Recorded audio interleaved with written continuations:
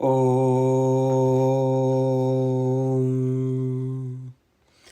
Om.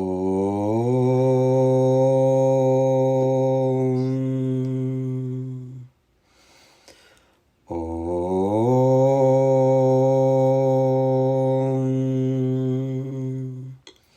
Shri Gurubhyo Namaha. Harihi Om.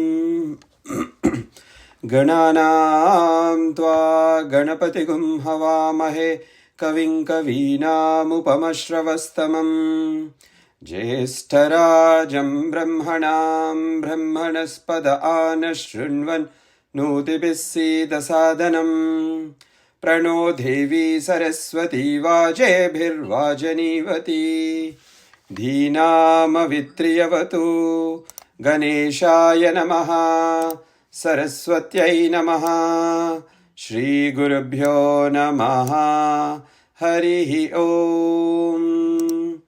Om Sumukascha Ekadantascha Kapilo Gajakarnakaha Lambodarascha Vikato Vignarajo Vinayaka Dhumaketur Ganadyaksho Falachandro Gajanana Vakratunda Shurpakarna Herambha Skanda Purvaja.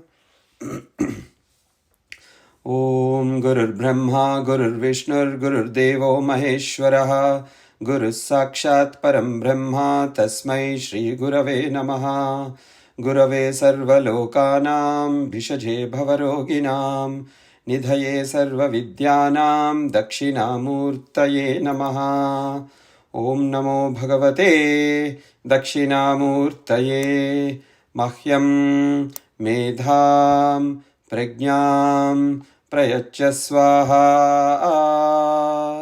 Jnananandamayam Devam Nirmalaspatikakritim Adharam Sarva Vidyanam Hayagrivam Upasmahe Sarvamangala Mangalye Shive Sarvardha Sadike Sharanye Trembake Gauri Narayani Namostute Narayani Namostute Narayani Namostute.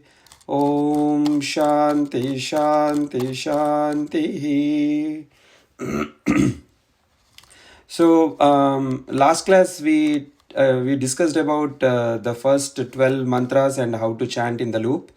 I hope you understood and got some time to practice. I will try to put that audio file as early as possible. And we went on to learn about the second bhaga. How many bhagas are there in all? Can somebody unmute and tell me? 3, sir. Okay, what are they?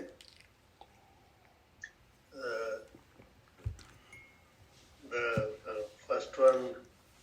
Vagbhaga Kuta, that is from 13 to 29. And Madhyama Kuta, from 30 to 38, around that. And Shakti Kuta, 39 to 47.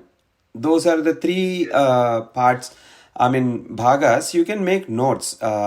Just, it'll enrich you in your learning. Vagbhaga Kuta is a phase we have learned from 13 through 29. And Madhyama Kuta, I think we started Madhyama Kuta, which starts from Kanakangada Keyura Kamaniya Bhujanvita Ratnagraiveya Chintakalola Mukta Falanvita Kameshwara Prema Ratna Mani Pratipanastani Nabhyalavala Romali Lata Falakuchadvayi. I think we stopped at 14, right? We did not start this. Can somebody confirm, please? Yes, sir. We did not start this. Okay, wonderful. Thank you.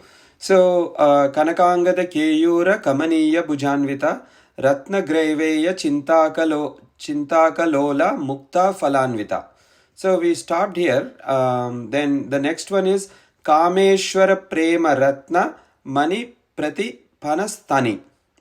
So here this is a very powerful mantra in the sense, all are powerful. I just keep using that just to express my excitement with that mantram. Kameshwara Prema Ratna Mani Prati Panastani. What this means is, so, those of you who have gone to Chidambaram, the Sanctum Sanctorum, there is a curtain, and at the time of darshan, they just remove the curtain. And what we see there? Just a plain wall. And that is symbolic of Akashalingam, the Akasha Tattvam. He is all pervasive. So how can they bring that all pervasiveness into a form of a shape? So that is how he is represented there. What happens is the layer, that the curtain of Maya, when the curtain of Maya is removed, we get to see Lord Parameshwara. Likewise, Mother, when we chant this, Mother helps us see Lord Parameshwara. Mother helps us take us to Parameshwara. Now, that is the layer of Maya, right? Once that layer of Maya is removed, we see ourselves. Swami says, everybody are God. Even you are God, he says. The fact that you are God and you are not realized is because of the Maya layer. Swami says, I am God because I have realized. You are also God, but the thing is, you have not realized. There is something that is stopping us from realization in this human body. That is the Maya layer. With the help of Mother, when we travel inward, Mother will help us look at, she will take us to Kameshwara. How will she take us to Kameshwara? These are some ways and means. We need to understand the various tools how to have the darshan of Kameshwara. One very proof in the pudding, they says, right? So one proof that you have seen, you have experienced the Sakshatkara or experienced the Parameshwara Tattvam is when you really travel inward. It seems when our energy that is from the Mooladhara, it rises and goes to Sahasrara. When it goes to Sahasrara, both Kameshwara and Kameshwari, they look at each other, it seems. When they look at each other, the outcome of that result of their looking at each other is in the form of a sweetness that you feel in the throat, down. You feel that sweetness in your throat, and that the junction, the union of their vision is where Lord Ganapati sprouts. That we will understand when we go to that 30th mantram there. But here, in order to experience that sweetness, in order to experience that we have seen Lord Shiva, the first indication is when the energy from Mooladhara goes to Sahasrara, the sadhaka really enjoys that journey, and the result that, the proof that he has enjoyed or he has seen Lord Shiva lies within himself. There is a sweetness, literally sweetness like honey, or even bigger than honey. This is all described in Saundarya Lahari. When I probably bring that nice mantras from Saundarya Lahari, Adi Shankaracharya has described the whole, the Shakti, the Kundalini Shakti, we call it, right? We call that energy. Let's call it as energy. If we use Kundalini Shakti, it may be too, big a word for us. But just that energy, how it travels from Mooladhara to the next chakra and so on and so forth. And what happens to that energy when it reaches Sahasrara, and what happens to the sadhaka within himself. I might be sitting in the prayer. I'm enjoying the sweetness of Lord Darshan. I'm enjoying the sweetness, the honey sweet in my throat. But my children, my spouse who's sitting next to me in the same puja, they may not experience that. That is the secretiveness of this mantra. Kameshwara Prema Ratna Mani Prati Pana Sthani. Sthana in Sanskrit means, mother breastfeeds the children. She nourishes the child when the baby is born through breastfeeding, right? That is what is happening here. If you all have, I'm sure some of you have learned or heard about Jnana Sambandar, right? He is a great devotee of Lord Shiva and Parameshwara, Jnana Sambandar. He's very, very famous in Tamil Nadu area. And what it is like when he was a small boy, his father used to take him to the Shiva temple every day. And one such day, father left the boy on the near the temple, and he made him sit on the ground there on the platform, and told, "Hey, look, I'm going to take a dip, in the river, whatever that river is there. I will take a dip and come. Till then, you sit here. And when I take a dip and you get scared, he'll tell, like, look at that statue up on the wall, and you pray to them, they will come and help you." Father was very nice, he told, and he left the boy there. The boy was very small, and he saw father dipping in the river, and he got scared that something happened to his father, and he cried out loudly and pure call to Lord Shiva and Mother Parvati, because that is the idol that is there on the temple wall or the Gopram. And father told to cry out for them or seek their help. And to that effect, the boy has called out. And when the boy has called out, the conversation, it seems, between Mother Parvati and Shiva is happening like this. Mother is telling Lord Shiva, "Hey, look, the boy is crying out your name, and he's crying for my help as well. He's a small boy. Why don't we go down and breastfeed him the milk?" And Lord Shiva says, "I have no issues you doing that, but remember, when you do that, he will get the Siva Jnanam." And mother will tell, "I have absolutely no worries. Let's go down and help the child." So both mother Parmeshwara and Parvati comes down, and mother will breastfeed the child and make him feel comfort, and they disappear. And the boy has taken the milk straight from mother. And as the father came, he saw all the milk droplets on his lips all over. And he asked, "What are you doing, man? What is this, all these things?" He says, "You asked me to call out when I'm scared. I did, and they came downstairs and gave me comfort, and they breastfed me." Father thought, I don't know what this boy is telling. He might be telling some, story kind of thing. But anyways, they went inside. The moment the boy and the father went inside, the boy started chanting great padyams, poems and bhajans. Everybody was stunned because the small boy, he got that Shiva Jnanam. And because mother removed the layer of Maya, he could see the Lord Shiva, he got his darshan, and he was breastfed by mother himself. That is Kameshwara Prema Ratna Mani Pratipana Sthani. When we call out for mother's help, she will come, she will breastfeed us, she will give all the nourishment that is required. She will remove the layer of Maya, and she will make us the recipient of the love to receive the love and grace of Kameshwara.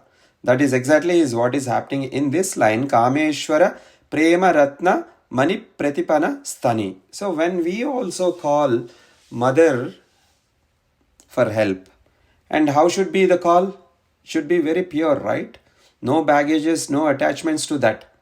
We can't really tell Swami, you please come and help me. If you help me, I will give you something. Why would he take something from us? He is the one who's giving everything to us. He doesn't need it, right? But remember one analogy. When the baby is really small, mother feeds the baby. And the baby, in all her innocence or all his innocence, the baby takes like 2-3 grains with her tiny soft hands and puts the 2-3 grains of rice in the mother's mouth. Mother is extremely delighted, isn't it? I'm sure we all have experienced that. Small, tiny, tender hands picking up 2-3 grains from the food that mother is feeding the baby. The baby takes a few grains and puts back in the mother's mouth. Mother is delighted, and she will give a hug to the baby. She will kiss the baby, whatnot. Small act, because the child is pure, the child is innocent, and with true love in the heart of the baby, the baby doesn't even know, right, that she has love, but it is so natural that out of love she gave 2 grains, and mother is extremely happy. Likewise, when we call out mother with pure heart, no baggages attached at all, nothing, just like the baby, how pure the baby fed few grains, mother gives everything. Did the baby buy the ingredients? Did the baby earn the money to get the ingredients? No. Did the baby cook? No. What did the baby do? Simply out of just pure love, she gave something back to the mother that mother was giving to her. Likewise, Swami gives everything to us. Whatever home, whatever vehicles, whatever facilities, whatever wealth, whatever we have, isn't it? It is all His. So give back to Him in the form of a gratitude, as a token of gratitude to Him. Swami, whatever you have given, I'm giving back to you. How do we give back to Swami? You have time? Do some good things. Do some seva. Go to a temple. Sweep the floor. Or keep the chapels in order. You go to Sathya Sai center. Or any bhajans. Make sure all the chapels are outside in line. Or sweep the floor. Or wash some clothes that you offer to Swami in temples or anywhere. Or you have a good voice, sing. You have something good skill to teach children in the Balvikas, teach. This is something you are offering back to Swami, whatever He has given. The moment we give that with pure intention, nothing we are expecting back, isn't it? The moment we give with a pure heart, mother will give herself. Just the way she fed the small boy with her own breastfed the boy with pure love. That's pretty much. He got that Shiva Jnanam.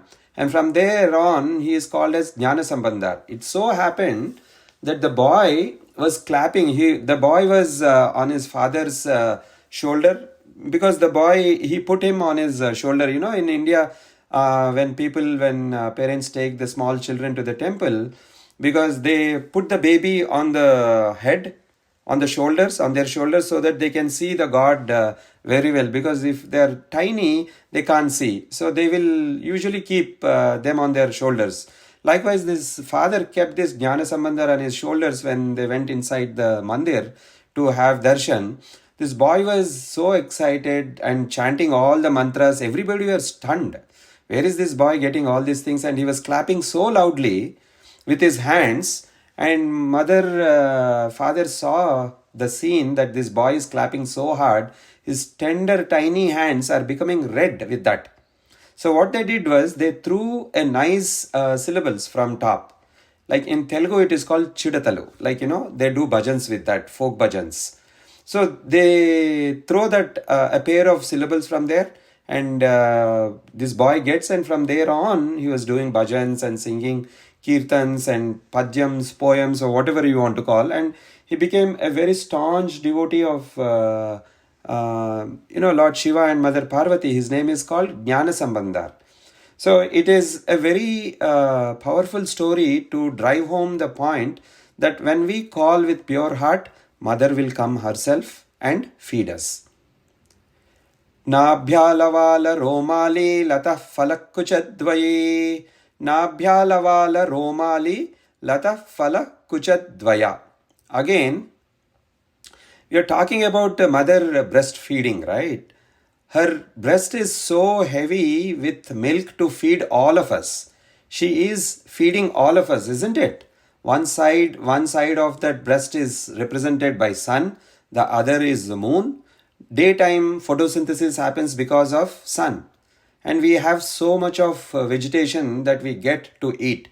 That is exactly what mother is doing. She is breastfeeding us in a way. At night with moon, she cools everything. She oozes that amritatva. It falls through the trees to the ocean and the rivers. And all these herbs, everything, medicinal value will be created, will be done during that time. And daytime we use those medicines, right? Aushadhi. So, Aushadhi, whatever you want to call. So, Nabhyalavala Romali Lata Fala Kuchadvaya. It seems her, the body is so tender, and the nabhya means navel, right? Nabhya lavala romali lata falak kuchadvayi. Now if you take a creeper, it goes very, very tiny creeper, but when it goes to certain stage, it will split into two. You closely observe the nature, that creeper will slip. It'll basically, we are talking about branching. Now imagine the till 13th we have understood the ankle, the ornaments that she's putting on the upper shoulder. Then next we are coming down, and she is breastfeeding us through the sun on one side and through the moon on the other side. And her breast that she is feeding us, it is filled with milk, because she has to feed all the creatures, right? Just not humans. She has to take care of the entire spectrum of her creation. There was a nice poem. I forgot from where I read that poem. But in that poem, the poet is a devotee, right? He is telling, out of love, he is telling mother, hey look mother, you have Lord Shanmukha on one side, you have Lord Ganapati on one side. Shanmukha is drinking milk through his 6 faces. And Lord Shiva, Lord Ganapati, he is like Lambodara, and he is like elephant structure. He is drinking milk on, from you. What do we get? We are not getting anything. So mother will say, don't worry, I have everything. It was a nice interaction. He says, mother is giving assurance, no worries. I have still lot for you guys. Not to worry. But here, what this line is telling is, Nabhya lavala romali latafalak kuchadvayi. So imagine the creeper in the form of the Kundalini Shakti, which is sitting in the Mooladhara. It seems the Mooladhara, the Shakti in each of us, it is starting from Mooladhara, where Ganapati is the primary overlord of the chakram. And this energy, it seems, it is coiled in 3 circles, and it kept its mouth in its own tail, or tail in its mouth, something like that. You can visualize. And there is a tiny opening through which it will rise up. And when it rises up, it seems it blossoms. And that is what is happening. Nabhya lavala romali lata phala kucha dvaya. Meaning, so lata phala kucha dvaya means 2. Again, we are talking about mother's breast here, sthana. Sthana in Sanskrit that's what it is referring to. And nabhya is navel, lavala romali, it's like a hair strand. Like, hair, how thin it is, right? Like the thin structure, that energy goes up, and we get that sakshatkara, we get that visualization. What this mantram is telling, 14th mantram, is very important from a sadhaka standpoint. And why is this sadhaka standpoint? Because this is secretive in nature. When we talk about 39 onwards, hopefully from 17, that is line or mantram 17, that is where the 39th mantram, that is the Shakti Kuta starts. So 14, 15, 16, no, 13, 14, 15, 16 is Madhyama Kuta. So this is from the throat till the hip we are trying to understand. Laksharomala tadhara tasa munneya madhyama sthana bharatalan madhya patta bandhavalitraya aruna kausumbha vastra bhasvat kati tati ratna kinkini karamya rasanadhama bhushita. So laksharoma latadhara tasa munneya madhyama. Laksha means how much? Laksha means how much? What do you understand? 100,000. Yeah, it is like, infinity. Laksha Roma Latadhara Tasa Munneya Madhyama. So here, her subtle form of energy is what we are talking here. From 14 onwards, 14, 15, we are talking about her subtle energy that is sitting at the bottom of the Mooladhara chakra. When you sit crisscross applesauce on the floor, where the base touches the ground, that is where the Mooladhara chakra is sitting and Ganapati is sitting there. And that energy, they're comparing, they're helping us, this mantras is helping us to visualize how that energy will pass through the various chakras. It is very tiny, subtle, and you can only feel that energy through your sadhana. And how is that? What is the proof that you have reached the goal? You will start feeling that sweetness in your throat. Sweetness is literally sweetness like honey. I will bring, probably not in this class, next class or sometime, to explain these two mantras in a more subtle form, more clear form.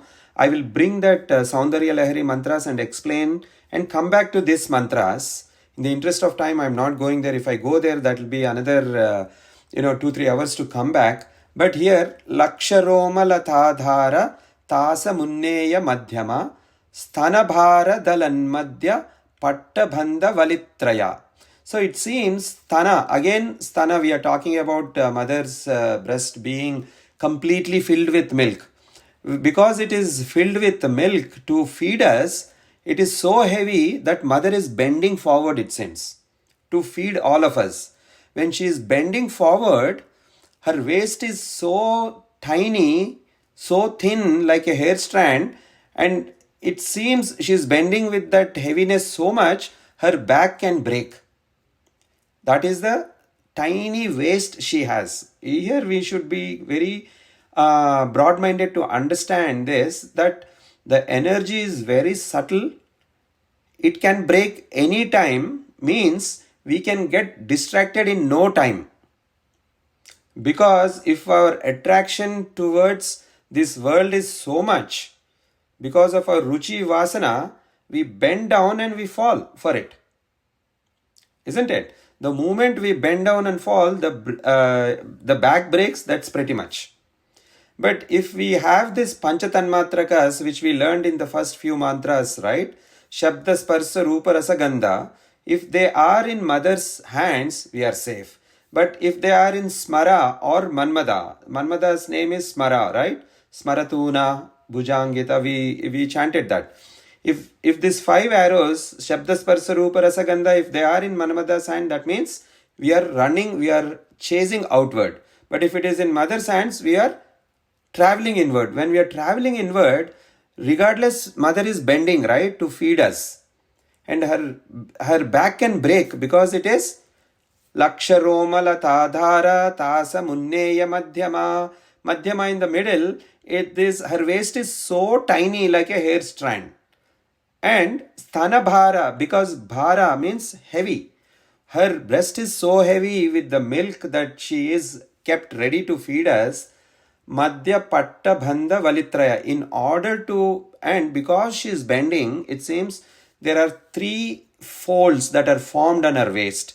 The 3 folds are present, past and future, right? Or Srushti, Sthiti, Laya. These are some of the interpretations they have given. Doesn't matter for us, but that what we are trying to do is, what we have to get from these 2 mantras is, I want you to have little more broad-mindedness in understanding this and travel inward. Visualize that picture, that when we are the recipient of mother's love, like Jnana Sambandhar, she is bending down to feed us. While she is bending down, there are 3 layers. That is what they are saying in this mantra. Sthanabhara Dhalan Madhya Patta Bandha Valitraya. Traya is 3. Vali is like, 3 folds are formed on her waist when she is bending down to feed us, to pick us. We are on the ground, right? Like a baby. Mother is bending down to pick up the child, to feed the baby, to nourish, to rescue, whatever it is. We are all like at Swami's mercy. We all seek his grace, and we all pray to Swami to bail us out from this worldly matter, right? That means we are grounded, and he has to bend down. Mother has to bend down to pick up the baby. When she is bending to feed us, the 3 layers formed on her waist is the past, present or future, or whatever it is, Srushti, Sthiti, Laya, Swami, she is making sure that all that karma that we are acquiring from the past are neutralized, and whatever we are doing at this moment are sanctified, and as a result of the present action, we reap the fruit in the future. Swami says past is past, future is uncertain. Forget about all those things. Present is omnipresent. The moment whatever we are doing now, we are writing our own karma. Swami says that you are the only craft, you are the only, you are writing your own karma. That's all he's saying. So live in the moment. Past gone. We may learn some lessons. We don't want to live in the past. But we can learn some lessons and not to repeat certain mistakes or certain drawbacks that we learned. We don't want to repeat. But at this moment, you wholeheartedly dedicate to Swami. You are actually sowing a good seed. And obviously it will sprout good fruit. That is what is happening. Sthana bharatalan madhya pattabandha valitraya. Now, the waist, we are talking about the waist, she is bending down and the 3 strands on her waist, all this picture is good. Now, what is happening is, in the 16th mantram, Aruna Aruna Kausumbha Vastra Bhaswata Kati Tati. So, what this means is, she has tied a red color piece of garment on her waist. So, you visualize mother is wearing a beautiful, nice silk saree, and she has put a red cloth around her waist. Why that red cloth? Red cloth is a symbolic of compassion. We have done so many mistakes. The child has done so many mistakes. But when the child goes to the mother with pure love and says, Mom, I'm really sorry, I have done all, I've goofed up, I've messed up, I've done so many mistakes, please pardon me. Mother will give a hug to the child and she'll take one more chance, no problem, forget about it. Moving forward, you fix your things, you get straight A's in your grade, I'm fine. Mother, out of compassion, she will pardon. That is exactly what is happening. Aruna Aruna Kausumbha Vastra Bhaswat Kati Tati. Kati means like waist. And Aruna Aruna is the color red they are referring. Aruna Aruna Kausumbha Vastra. She is taking a silk garment or a auspicious garment, which is red in color, is tied around her hip. Because it is symbolic to show that she is compassionate. Karuna Sagara. We all sing, right? Karuna Sagara. There's beautiful bhajans for Swami. That kind of love she has for all of us. She is bending down so that she can pick us up. While bending, her waist is so thin, delicate, like Shakti, right? Kundalini Shakti, very subtle form. It can break. In order from not breaking, she has put a belt over the red garment that she has tied. The ladies in Telugu, we call this as Vaddanam, right? Ladies, they put a belt around their waist. That is what in the second line of the 16th mantram. Ratna Kinkini Ka Ramya Rasanadhama Bhushita. Bhushita is like, again, it is showing up as a best ornament, piece of ornament on her waist. And that waist, the belt is not simply a belt. It has kinkini, means small bells are there. Kinkini means small bells, like, small, this, we have this habit, this culture of, at least practice in some parts of South India. Small young girls, parents get this nice belt made out of some gold, or usually it is gold. It's called, in Telugu, it's called Vaddanam, and that is the belt that wear. And there are small bells. As the baby or the small girl putting that nice dress and putting that belt and walking in the home with that jingle noise, it is like Mother Lakshmi walking in their home. The baby is pure, right? Like that, Ratna Kinkini Ka Ramya. Ramya is beautiful. Rasanadhama Bhushita. So mother, you visualize now, this is a very important way to visualize mother. And actually it is paving our mind, it is fine-tuning our mind to go to the next, to the Shakti Kuta. These are the subtle forms of energies we will be understanding here. 14, 15, 16 I want you to contemplate a little more, this week, 17th mantram onwards, which is Shakti Kuta. We will talk more about that in the coming classes. But these three mantras, you try to learn this and try to visualize, try to internalize that, and you visualize yourself like, as a small baby, like a Jnana Sambandhar, mother is coming and feeding herself, and we get that Shiva Jnana. What else we want, right? Once that layer of Maya is removed, we get to see Lord Parameshwara and Parameshwari. What else we want? So, Aruna Kausambha Vastra Bhasvat Kati Tati Ratna Kinkini Karamya Rasanadhama Bhushita Kamesha Jnata Saubhagya Marda Urudvayanvita. So, I will repeat again from 13 through 15, and if time permitting, we will go on to 17, or next class we will do from maybe Shakti Kuta. We will begin in a new class. I don't know how much time I have, but let me repeat this 13 through 16. Kanakangada Keyura Kamaniya Bhujanvita Ratna Graiveya Chinta Kalola Mukta Falanvita Kameshwara Prema Ratna Mani Pratipanastani Nabhyalavala Romali Lata Falakkuchadvayi Laksharomalatadhara Tasa Munneya Madhyama Sthanabharadalan Madhya Patta Bandhavalitraya Aruna Kausambha Vastra Bhasvat Kati Tati Ratna Kinkini Karamya Rasanadhama Bhushita. Okay, this four mantras, when I say four, 13 through 16, those are the lines from, and the namas are from 31 to 38. They actually are Madhya Kuta. So I think we completed this second portion as well, and we will have Shakti Kuta from 39 to 47.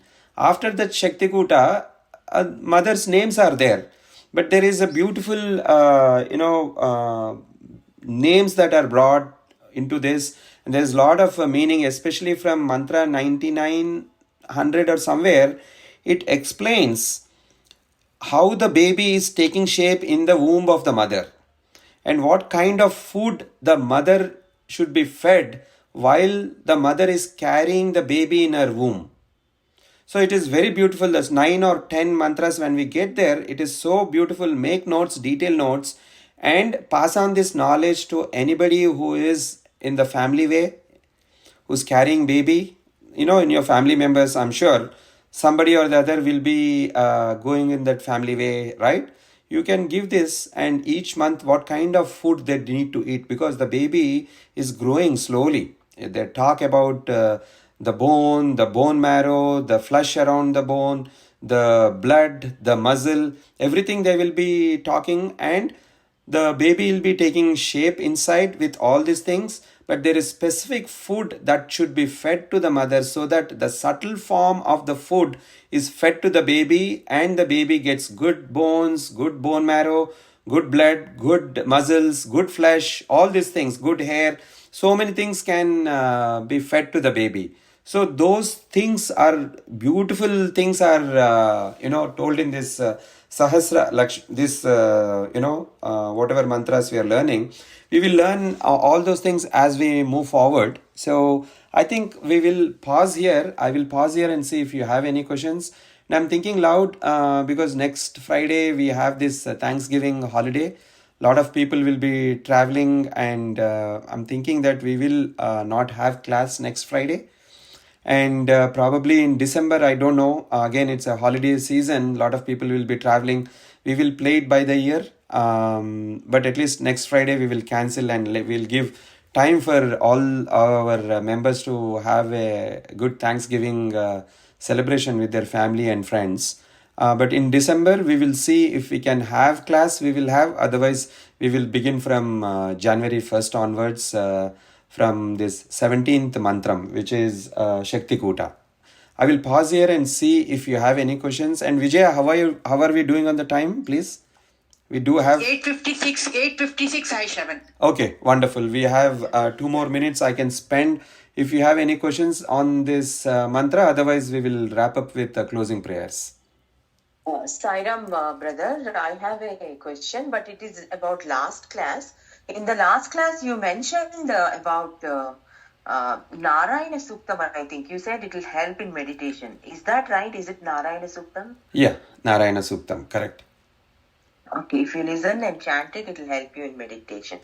Actually, what it is doing is, it will, you need to slowly understand that Nilato yada madhyastha dvidyulleke ubhasvara Nivarasukavat tanvi pitava swatyanupama tasya ashikaya madhye parama atma vyavastitaha sa brahma sa shiva sa hari sendra soksharaf paramasvarat ऋतगुं सत्यं परं ब्रह्म पुरुषं कृष्ण पिंगलम ऊर्ध्वरेतं विरूपाक्षं विश्वरूपाय वै नमः. Urdhvaretam means that energy. So I don't know who has asked this, but if you understand little bit, it is actually telling where the Shakti, where Lord Narayana is sitting in our heart, how he is traveling, and how that energy, when we all, if not today, tomorrow we have to disintegrate from this human frame, right?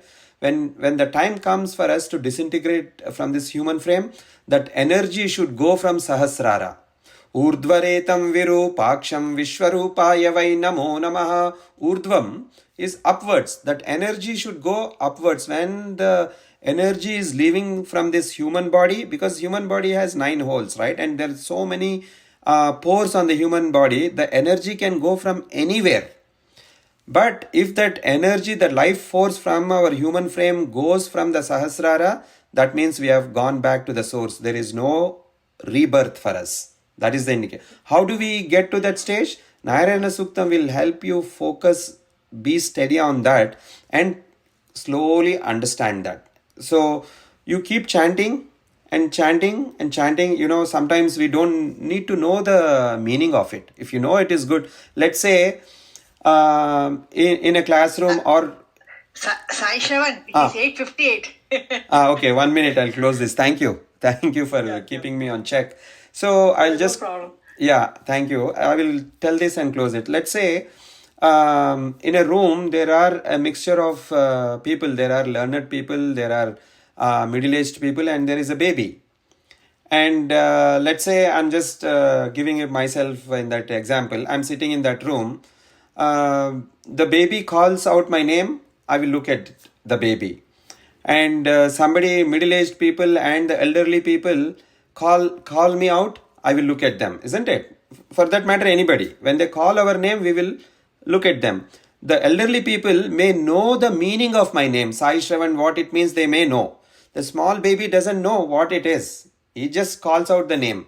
So the Lord, when we utter his name in the form of bhajans or Vedic chants or poems or anything, whether we know the meaning or not doesn't matter for him. The moment we call him, he will turn. Because that is the power of the Nama. It will draw the Nami towards us. That is the point. So Narayana Suktam, all these things when you chant, it will help you one day to travel inward. Okay? Sairam. We will wrap up this class here.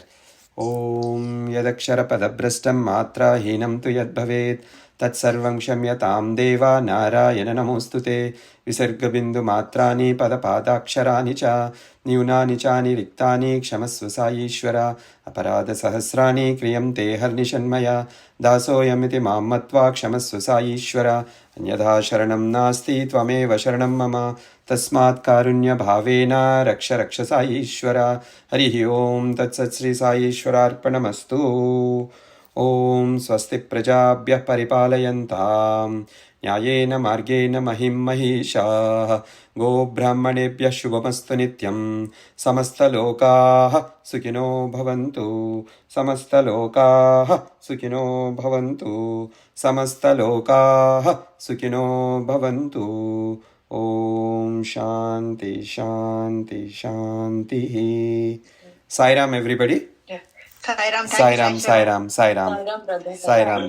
Sai Ram, Sai Ram. Sai Sai Ram, Sai Ram andi. Sai Ram. Ram, sir. Sai Ram.